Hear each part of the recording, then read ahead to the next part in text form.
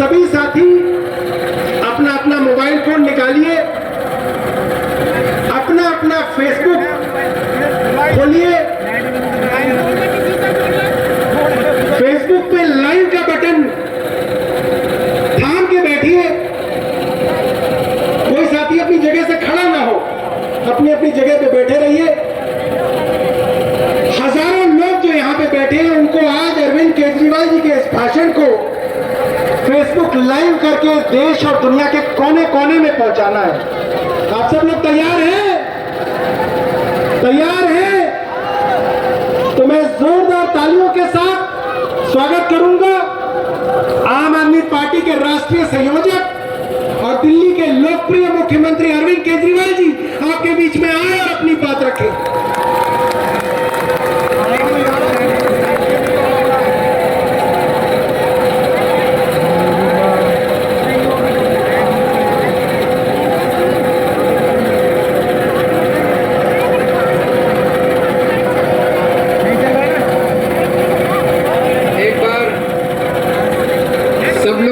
पूरे दिल से भारत माता का जयकारा लगाएंगे। भारत माता की, भारत माता की, इंकलाब, इंकलाब, वंदे, वंदे। आज इतनी भारी संख्या में दिल्ली के कोने कोने से आए हुए मेरे प्यारे भाइयों, बहनों, माताओं, बुजुर्गों, बच्चों,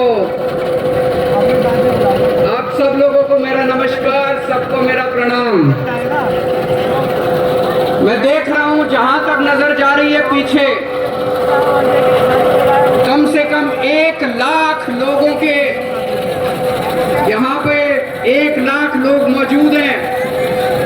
और मैं अभी आ रहा था, कम से कम 20-25 हजार लोग सड़कों पे इस वक्त रामलीला मैदान की तरफ बढ़ रहे हैं। इतनी भारी संख्या में आज लोग यहाँ आए हैं। अपनी बात शुरू करने के पहले आपसे पूछना चाहता हूं, आप में से कौन कौन मुझे प्यार करते हैं? जरा हाथ खड़े करके बताओ कौन कौन प्यार करता है। बहुत बहुत शुक्रिया इस प्यार, इस मोहब्बत के लिए। लेकिन अब जो लोग मेरे से प्यार करते हैं, सबसे पहले एक बात आपसे मांगना चाहता हूं। जैसा अभी सौरभ भारद्वाज जी ने कहा, सब लोग अपने अपने मोबाइल फोन निकाल लो। अभी हम देख रहे हैं यहाँ पे कम से कम 40-50 वीडियो कैमरा, टीवी वालों के कैमरा मौजूद है। अब इस मैदान में 1 लाख कैमरे चालू हो जाएंगे, 1 लाख कैमरे।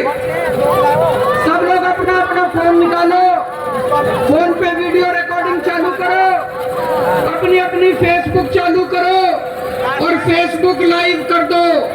इस रामलीला मैदान से अब एक साथ 1 लाख टीवी कैमरे लाइव चालू होंगे। 1 लाख टीवी कैमरे लाइव चालू। मैं सबसे पहले कपिल सिब्बल साहब को बहुत बहुत शुक्रिया अदा करता हूँ, हमारे इन्विटेशन पे आज वो आए। कई साल के बाद आज हम लोग रामलीला मैदान में इकट्ठे हुए। आज से 12 साल पहले, 12 साल पहले इसी रामलीला मैदान में इकट्ठे हुए थे हम लोग भ्रष्टाचार के खिलाफ। इस मंच को मैं, यह बहुत पवित्र मंच है। आज से 12 साल पहले भ्रष्टाचार के खिलाफ इकट्ठे हुए थे। आज इसी मंच से एक अहंकारी तानाशाह को इस देश से हटाने के लिए फिर से इकट्ठे हुए हैं। दोस्तों, तानाशाही को खत्म करने के लिए फिर से इकट्ठे हुए हैं।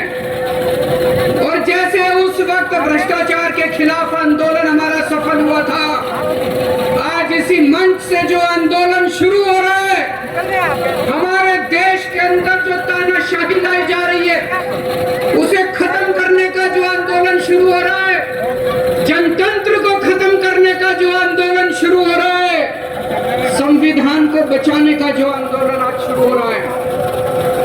जल्दी इस आंदोलन को भी सफलता मिलेगी। सुप्रीम कोर्ट ने दिल्ली के लोगों के हक में फैसला दिया। 8 साल तक दिल्ली के लोगों ने लड़ाई लड़ी सुप्रीम कोर्ट के अंदर। सुप्रीम कोर्ट में हमारे वकील अभिषेक मनु सिंघवी साहब ने दिल्ली के लोगों की तरफ से लड़ाई लड़ी। सबसे पहले मैं आज इस मंच से सिंघवी साहब का भी दिल्ली के लोगों की तरफ से शुक्रिया अदा करता हूं, जिन्होंने दिल्ली के लोगों को उनका हक दिलाया। दोस्तों 11 मई, आज 11 जून है, आज से 1 महीने पहले 11 मई को देश की सर्वोच्च अदालत, सबसे बड़ी अदालत सुप्रीम कोर्ट की भी कॉन्स्टिट्यूशन बेंच, उसने आदेश पारित किया दिल्ली के लोगों के हक में। और उसके 8 दिन के बाद, 1 हफ्ते के बाद 19 मई को देश के प्रधानमंत्री ने सुप्रीम कोर्ट के आदेश को खारिज कर दिया। देश की सबसे बड़ी अदालत के फैसले को प्रधानमंत्री ने खारिज कर दिया। प्रधानमंत्री कहते हैं मैं सुप्रीम कोर्ट को नहीं मानता। देश के प्रधानमंत्री कहते हैं मैं सुप्रीम कोर्ट को नहीं मानता। 75 साल के भारत के इतिहास में पहली बार एक प्रधानमंत्री आया है जो कहता है मैं सुप्रीम कोर्ट को नहीं मानता। पूरे देश के लोग स्तब्ध हैं। पूरे देश के लोगों को यकीन नहीं हो रहा, इतना अहंकारी प्रधानमंत्री, प्रधानमंत्री को इतना अहंकार। प्रधानमंत्री कहता है मैं सुप्रीम कोर्ट को नहीं मानता। देश के गली गली में चर्चा हो रही है, घर घर में चर्चा हो रही है, ये मोदी जी को क्या हो गया, इतना अहंकार हो गया इनको, इतना अहंकार हो गया इनको। दोस्तों देश के अंदर अब जनतंत्र खत्म हो रहा है, इसी को तानाशाही कहते हैं। जब देश का प्रधानमंत्री कहता है मैं सुप्रीम कोर्ट को नहीं मानता, इसी को तानाशाही कहते हैं, इसी को हिटलर शाही कहते हैं। जनतंत्र खत्म होना कहते हैं। मैं बताना चाहता हूं आखिर इस सुप्रीम कोर्ट के आदेश में ऐसा क्या है। सुप्रीम कोर्ट ने ऐसा क्या कह दिया कि प्रधानमंत्री जी कह रहे हैं कि मैं सुप्रीम कोर्ट के आदेश को नहीं मानता। सुप्रीम कोर्ट ने अपने आदेश में बोला कि भारत एक जनतंत्र है, भारत में जनता सुप्रीम है, जनता अपनी सरकार चुनती है, उस सरकार को जनता के काम करने का पूरा अधिकार होना चाहिए। दिल्ली में भी लोग सरकार चुनते हैं, दिल्ली की सरकार को भी, जिस भी सरकार को दिल्ली के लोग चुनते हैं, चाहे इस पार्टी की सरकार हो चाहे उस पार्टी की सरकार हो। सुप्रीम कोर्ट ने कहा कि जो भी सरकार दिल्ली के लोग चुनते हैं, जनता सुप्रीम है, दिल्ली की जनता सुप्रीम है, उस सरकार को काम करने का अधिकार होना चाहिए। मैं आपसे पूछना चाहता हूं, क्या सुप्रीम कोर्ट ने गलत बोला? क्या प्रधानमंत्री को सुप्रीम कोर्ट का आदेश मानना चाहिए? मोदी जी कहते हैं मैं सुप्रीम कोर्ट का आदेश नहीं मानता। मोदी जी ने अध्यादेश पारित कर दिया और सुप्रीम कोर्ट के आदेश को खारिज कर दिया। मोदी जी का अध्यादेश क्या कहता है? प्रधानमंत्री जी ने जो अध्यादेश पारित किया ये क्या कहता है? मोदी जी का अध्यादेश कहता है कि अब दिल्ली के अंदर जनतंत्र नहीं होगा, अब दिल्ली के अंदर तानाशाही चलेगी, अब दिल्ली के अंदर जनता सुप्रीम नहीं है, अब दिल्ली के अंदर एलजी सुप्रीम होगा। अब दिल्ली के अंदर चाहे जनता जिसको मर्जी वोट दे, चाहे जनता जिसकी मर्जी सरकार बनाए, प्रधानमंत्री जी कहते हैं सरकार तो मैं ही चलाऊंगा, मेरी तानाशाही चलेगी। अब जनता सुप्रीम नहीं है, जनता की नहीं चलेगी, जनता की सरकार की नहीं चलेगी। प्रधानमंत्री जी कहते हैं एलजी के जरिए मैं सरकार चलाऊंगा। 26 जनवरी 1950 को हमारे देश का संविधान लागू हुआ। बाबा साहब अंबेडकर ने संविधान बनाया। बाबा साहब अंबेडकर ने अपने संविधान में लिखा कि इस देश के अंदर जनतंत्र होगा, जनता सुप्रीम होगी। आज प्रधानमंत्री जी ने भारत के संविधान के पर खच्चे उड़ा दिए। प्रधानमंत्री जी ने भारत का संविधान बदल दिया।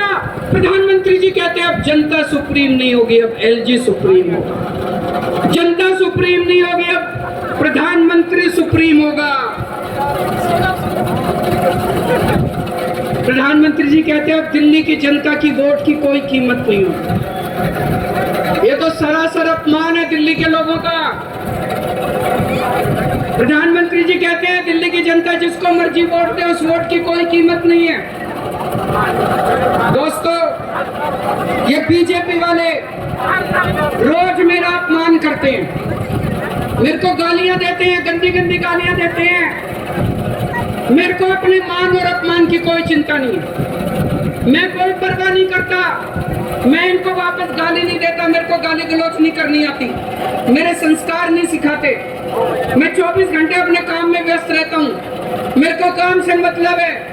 आप लोगों ने मेरे को इतना मौका दिया, इतनी जिम्मेदारी है, 24 घंटे काम करता हूँ। ये लोग मेरे को जितनी मर्जी गाली दे ले, लेकिन इस बार इन लोगों ने आपका अपमान किया है, आपकी वोट की कीमत, आपका वोट का अपमान किया है। ये मैं बर्दाश्त नहीं कर सकता, आपके अपमान को मैं बर्दाश्त नहीं कर सकता।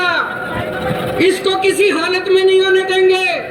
दिल्ली के लोगों के वोट का जो इन्होंने अपमान किया है, मोदी जी ने तमाचा मारा है दिल्ली के लोगों को, इसको बर्दाश्त नहीं कर सकते। इसको ठीक करा के रहेंगे, इस अध्यादेश को खारिज करा के रहेंगे, सुप्रीम कोर्ट के आदेश को पालन करा के रहेंगे। करेंगे कि नहीं करेंगे?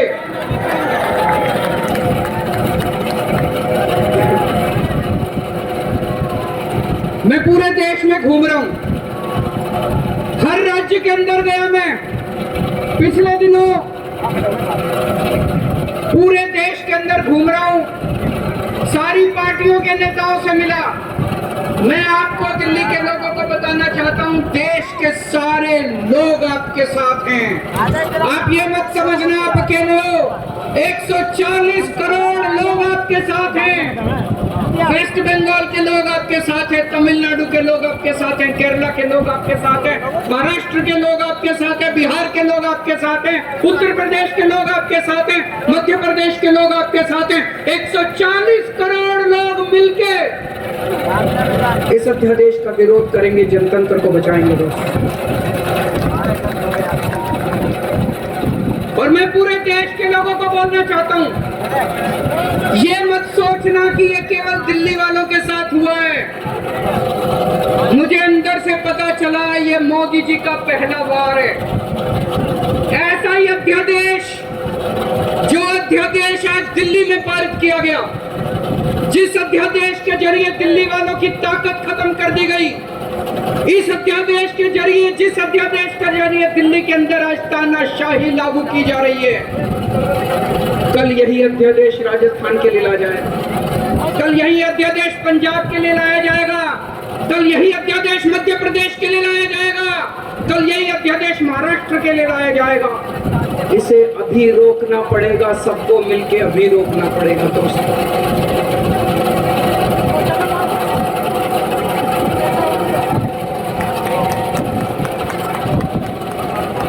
मोदी जी दिल्ली वालों के पीछे क्यों पड़े हैं?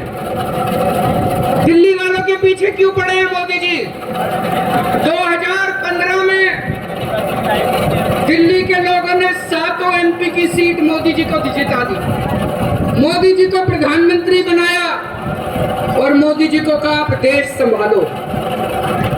और दिल्ली में 70 में से 3 सीट बीजेपी को दी, 3 सीट, 67 सीट आम आदमी पार्टी को दी। और दिल्ली के लोगों ने कहा केजरीवाल जी आप दिल्ली संभालो। बीजेपी को 3 सीट देने का क्या मतलब?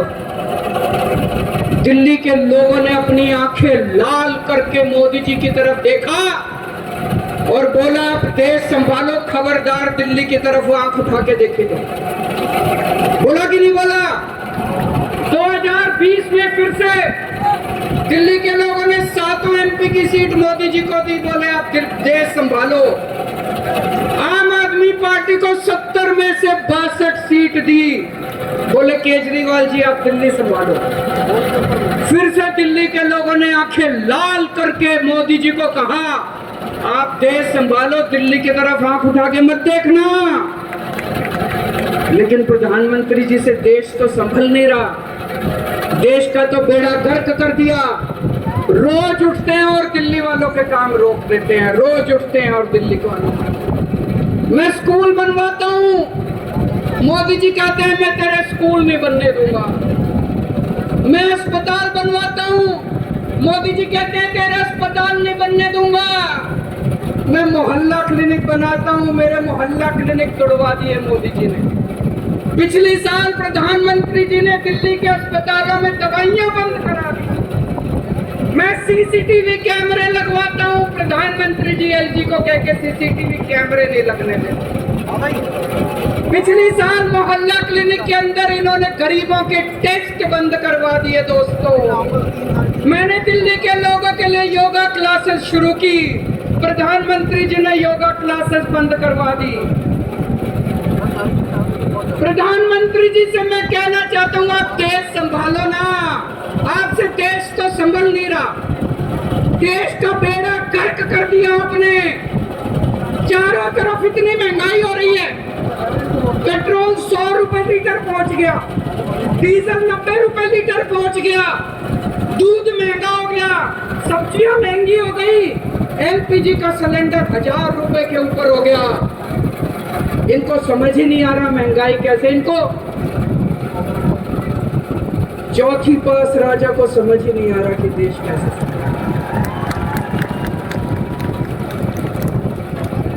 एक दिन कहते हैं 2000 का नोट आएगा, 5 साल बाद कहते हैं 2000 का नोट जाएगा। अरे इनको समझ ही नहीं है। आप लोगों ने कोई समझदार प्रधानमंत्री बनाया होता, कम से कम ये तो बता देगा 2000 का नोट आएगा कि जाएगा। चारों तरफ बेरोजगारी फैली हुई है, इनको समझ ही नहीं आ रहा बेरोजगारी कैसे दूर करें। चारों तरफ भ्रष्टाचार फैला हुआ है, इनको समझ ही नहीं आ रहा भ्रष्टाचार दूर कैसे करें। जीएसटी की वजह से व्यापारियों का बेड़ा गर्क हुआ पड़ा है, इनको समझ ही नहीं आ रहा जीएसटी को कैसे ठीक करें। पूरे देश का रेलवे में मेरी आप लोगों से गुजारिश है, एक टेस्ट करके देखना। कोई second class AC, third AC, second class की टिकट खरीद लेना, सेकंड क्लास टिकट। एक बारी रेल में जाके देखो इन्होंने रेलवे का क्या हाल कर दिया, पूरी रेलवे का बेड़ा गर्क कर दिया। अच्छा खासा चलता हुआ रेलवे इन्होंने बेड़ा गर्क कर दिया। 2002 में प्रधानमंत्री जी गुजरात के मुख्यमंत्री बने, 12 साल गुजरात के मुख्यमंत्री रहे। पिछले 9 साल से देश के प्रधानमंत्री हैं। 21 साल हो गए मोदी जी को राज करते करते, 21 साल। 2015 में मैं दिल्ली का मुख्यमंत्री बना, मेरे को 8 साल हो गए दिल्ली पे राज करते करते। आज मैं चैलेंज करता हूं और देश की जनता को अपील करता हूं, मोदी जी के 21 साल, मेरे 8 साल, दोनों के देख लो किसने ज्यादा काम किया। केजरीवाल ने ज्यादा काम करा, केजरीवाल ने 8 साल में ज्यादा काम करा कि मोदी जी ने 21 साल में ज्यादा काम करा।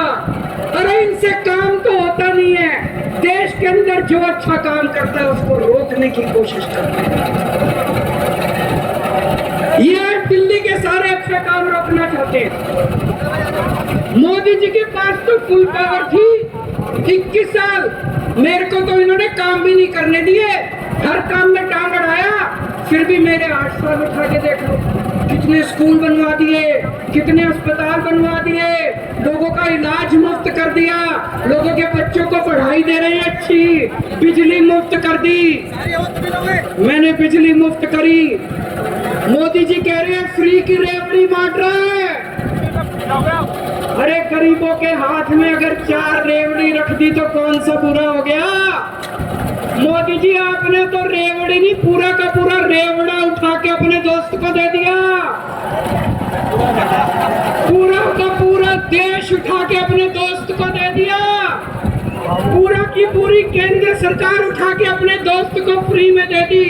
मैंने तो 4 रेवड़ी रखी थी एक एक हाथ में, गरीबों के हाथ में, आपने तो रेवड़ा ही उठा के दे दिया सारा। अब लोग प्रधानमंत्री जी से पूछने लगे हैं कि केजरीवाल ने इतने स्कूल बना दिया, आपने क्या किया? उनके पास कोई जवाब नहीं है। अभी पिछले साल में गुजरात का चुनाव लड़ने गया, वहां पे हर आदमी, गुजरात के हर आदमी के मुंह पे था, अरविंद जी आपने स्कूल इतने अच्छे कर दिए, आपने दिल्ली में स्कूल बच्चों की शिक्षा इतनी अच्छी कर दी। तो एक दिन प्रधानमंत्री जी ने सोचा कि मैं भी जाके स्कूल में फोटो खिंचवाऊंगा। पूरे गुजरात में ढूंढने से उनको एक स्कूल नहीं मिला जिसमें मोदी जी फोटो खिंचवा ले। एक स्कूल, 30 साल से गुजरात में बीजेपी की सरकार है, एक स्कूल नहीं मिला। इनको एक स्टूडियो के अंदर टेंट लगा के एक क्लास, फर्जी क्लास बनानी पड़ी, 10 बच्चे बुलाए, डेस्क लगाए, वहां पे मोदी जी एक बच्चे के साथ बैठे हुए फोटो खिंचवा। अब लोग प्रधानमंत्री जी से पूछने लगे कि केजरीवाल ने इतना काम कर दिया, आपका काम कहाँ है? तो अब मोदी जी ने तय किया मैं केजरीवाल को काम नहीं कर रही। उन्होंने मनीष सिसोदिया को उठा के जेल में डाल दिया। उनको लगा मनीष सिसोदिया को जेल में डालने से शिक्षा के काम रुक जाएंगे। उन्होंने सतिंदर जैन को उठा के जेल में डाल दिया। उनको लगा सतिंदर जैन को जेल में डालने से मोहल्ला क्लिनिक बंद हो जाएंगे, अस्पताल बंद हो जाएंगे। मैं प्रधानमंत्री जी को बोलना चाहता हूँ, हमारे पास एक मनीष सिसोदिया नहीं है, हमारे पास 100 मनीष सिसोदिया। हमारे पास एक सतिंदर जैन नहीं है, हमारे पास 100 सतिंदर जैन है। आप एक को जेल में डालोगे, हमारा दूसरा आ जाएगा काम करने के लिए, काम नहीं रखेगा। जब इनको जेल में डालने से काम नहीं चला तो अब ये ऑर्डिनेंस लेके आए हैं और ऑर्डिनेंस से ये सारा काम रोकना चाहते हैं। आज दिल्ली के लोग मुसीबत में हैं। दिल्ली के लोगों के ऊपर यह अध्यादेश थोपा जा रहा है। आपने पिछली बार 7 MP को वोट दिया था, कहाँ है वो 7 के 7? अपने घर में दुबक के बैठे हैं। वो बीजेपी के गुलाम है, वो आपके नहीं है, आपके सगे नहीं है, वो बीजेपी के गुलाम है। आपको कल को मुसीबत आती है तो केवल आपका बेटा, आपका भाई केजरीवाल आपके साथ खड़ा है, वो कभी खड़े नहीं हो सकते।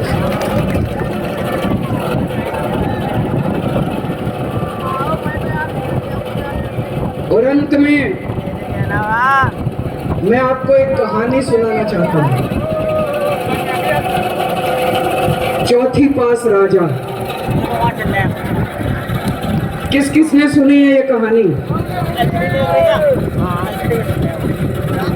इस कहानी का महात्म्य है कि इस कहानी को जितनी बार सुनोगे, जितनी बार सुनाओगे, उतनी भगवान की कृपा आपके परिवार के ऊपर बरसेगी।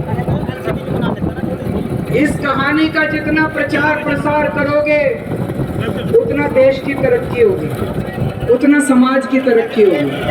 तो जिन लोगों ने कहानी सुनी है वो भी बड़े ध्यान से दोबारा सुनना, अच्छे से सुनना और इसका खूब प्रचार प्रसार करना। ये कहानी एक राजा की है, एक चौथी पास राजा की कहानी है, एक अहंकारी राजा की कहानी है, एक भ्रष्टाचारी राजा की कहानी है। आप लोगों ने आपने राजा और रानी की कई कहानियां सुनी होंगी। इस कहानी में राजा तो है,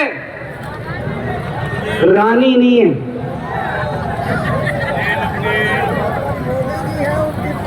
तो एक महान देश था, कई हजार साल पुराना देश।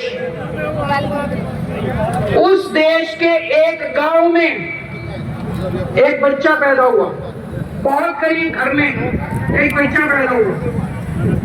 तो जैसे गांव के अंदर बच्चा पैदा होने पे ज्योतिषी आते हैं, ज्योतिषी आके बच्चे का भविष्य बताते हैं, ऐसे ही गांव का ज्योतिषी आया, उसने बच्चे की कुंडली देखी और बच्चे की माँ को बोला कि माई, तेरा बेटा बड़ा होके बहुत बड़ा सम्राट बनेगा। माई को समझ नहीं आया, मैं इतनी गरीब, मेरा परिवार इतना गरीब, मेरा बेटा सम्राट कैसे बनेगा। खैर बच्चा धीरे धीरे बड़ा होने लगा, गांव के सरकारी स्कूल में उसका एडमिशन करा दिया। उसका पढ़ने लिखने में मन नहीं लगता था, पढ़ते पढ़ते क्लास करते करते चौथी में आके उसने नाम कटवा लिया, उसका पढ़ाई लिखाई में मन नहीं लगता। बगल में, गांव के बगल में एक रेलवे स्टेशन था, घर में बहुत करीबी थी। वो बच्चा वहां स्टेशन पे जाके चाय बेचने लगा।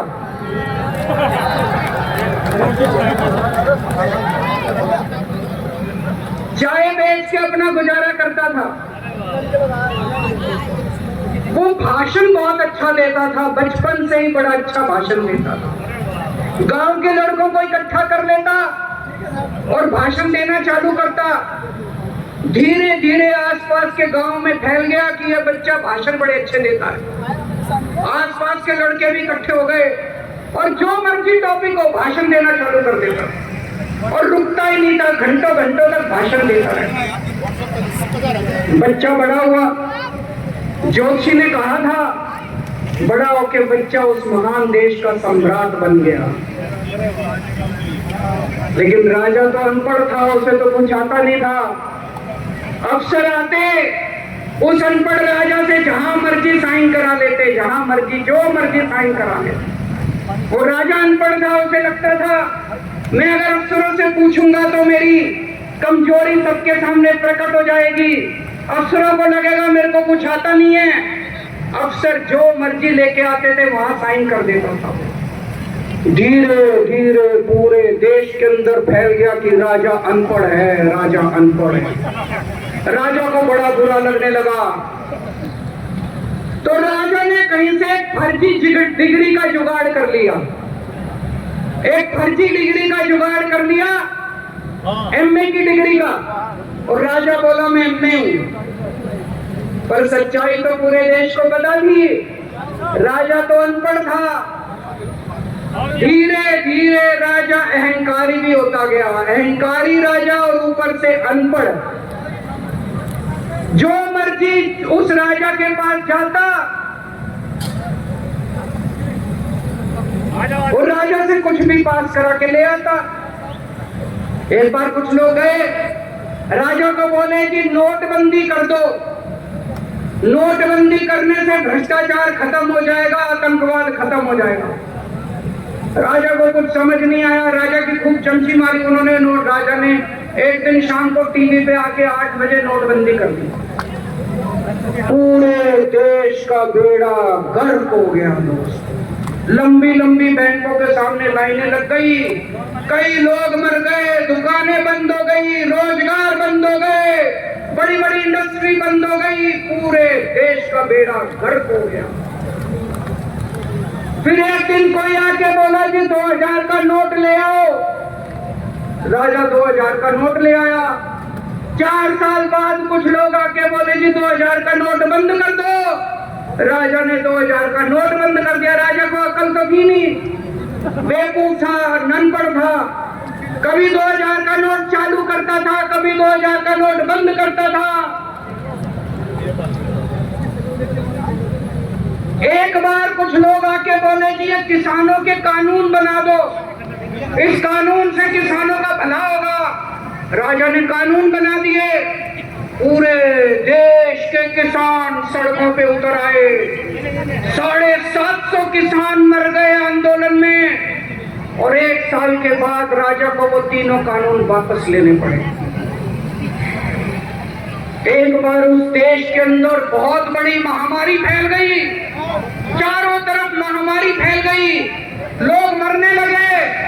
किसी ने आके बोला जी थाली बजवाओ तो देश ठीक हो जाएगा। तो राजा ने पूरे देश में थाली और चम्मच बजवा दिए।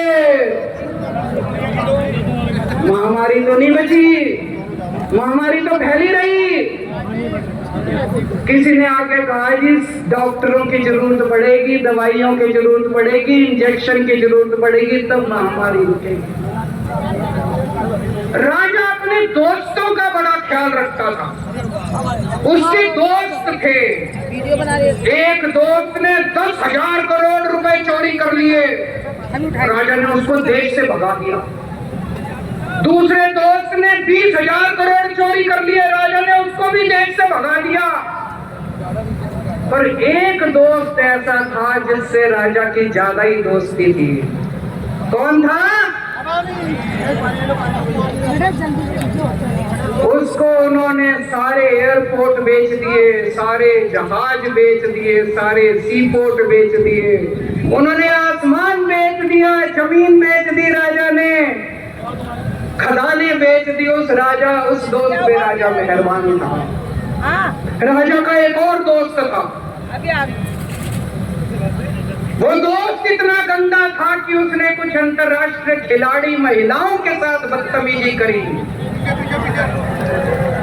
लेकिन राजा ने दोस्ती नहीं छोड़ी। मजाल जो उस दोस्त के ऊपर कोई आंच आ जाए, राजा उस दोस्त के साथ खड़ा रहा, लेकिन उसने खिलाड़ियों का राजा का एक और दोस्त था, उस दोस्त ने किसानों के ऊपर गाड़ी चढ़ा दी, रौंद दिया, कुचल दिया किसानों को। राजा ने अपनी दोस्ती नहीं छोड़ी। इस बात पे तो दाद देनी पड़ेगी कि राजा दोस्तबाज था, 1 नंबर का दोस्तबाज था।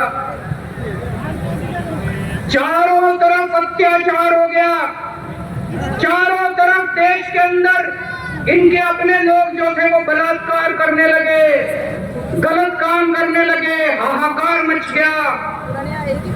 जो राजा के खिलाफ बोलता, राजा उसको पकड़ के जेल में डाल देता। एक दिन एक पत्रकार ने कार्टून बना दिया राजा के खिलाफ, उस पत्रकार को उठा के जेल में डाल दिया। एक दिन किसी पत्रकार ने उनके खिलाफ कुछ लिख दिया, उसको पकड़ के जेल में डाल दिया। जो राजा के खिलाफ बोले उसका बेड़ा गर्क। कोई जज अगर उस राजा के खिलाफ ऑर्डर करता था, राजा उसको बख्शता नहीं। चारों तरफ अत्याचार, महंगाई, बेरोजगारी। ऊपर आसमान में देवता ये सब देख रहे थे कि पृथ्वी के ऊपर कितना घनघोर अत्याचार हो रहा है। सारे देवता इकट्ठे हुए, देवताओं ने मीटिंग करी, सारे देवता मिलकर शिवजी महाराज जी के पास गए और कहा महाराज कुछ करो, पृथ्वी के ऊपर अन्याय हो गया, अत्याचार हो गया, चारों तरफ बलात्कार, चारों तरफ हाहाकार मचा हुआ है, जनता परेशान हो रही है। पृथ्वी जी शिवजी महाराज जी ने अपनी तीसरी आंख खोली और दोस्तों यहाँ प्रचंड पृथ्वी के ऊपर अजीब अजीब घटनाएं घटने लगी। उज्जैन के अंदर महाकाल की 6 सप्तऋषियों की बड़ी बड़ी 10 फुटा भारी भारी मूर्तियां की। एक दिन बारिश और तूफान आया और 6 की 6 मूर्तियां टूट गई। लोगों ने कहा बड़ा अपशकुन हो रहा है, बड़ा अपशकुन हो रहा है। एक दिन एक ट्रेन एक्सीडेंट हो गया, 250 से ज्यादा लोगों की मौत हो गई। लोगों ने कहा बड़ा अपशकुन हो रहा है। और एक दिन घनघोर बारिश आई, तूफान आया, ऊपर से आकाशवाणी हुई, सारे देश की जनता को भगवान ने कहा कि आप महान देश के लोग हो, क्या कर रहे हो, उठो, खड़े हो जाओ और इस अहंकारी राजा के खिलाफ सब लोग मिलकर आवाज उठाओ। भगवान आपके साथ है। और उसके बाद दोस्तों सोई हुई जनता जाग गई और 1 साल के अंदर उस अहंकारी राजा का राजपाट जनता ने उखाड़ के फेंक दिया।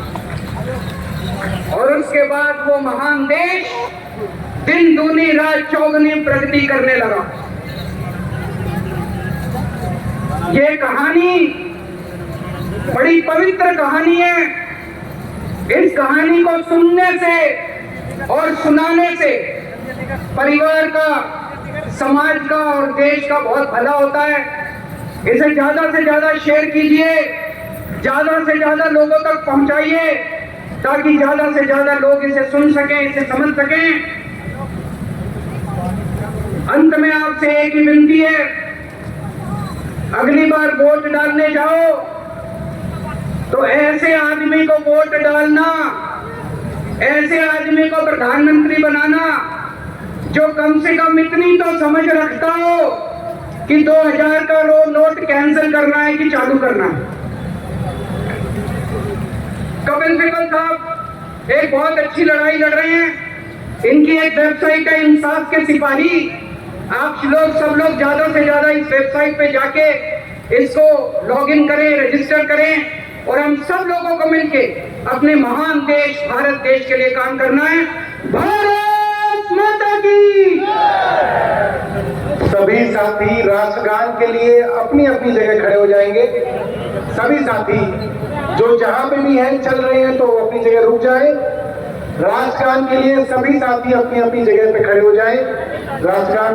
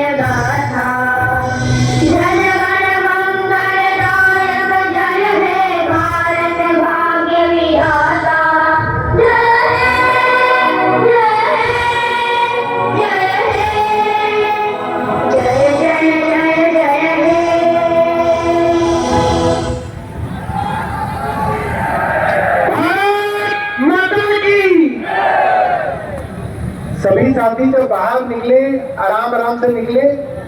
पानी का इंतजाम है और कुछ लोगों में बसंती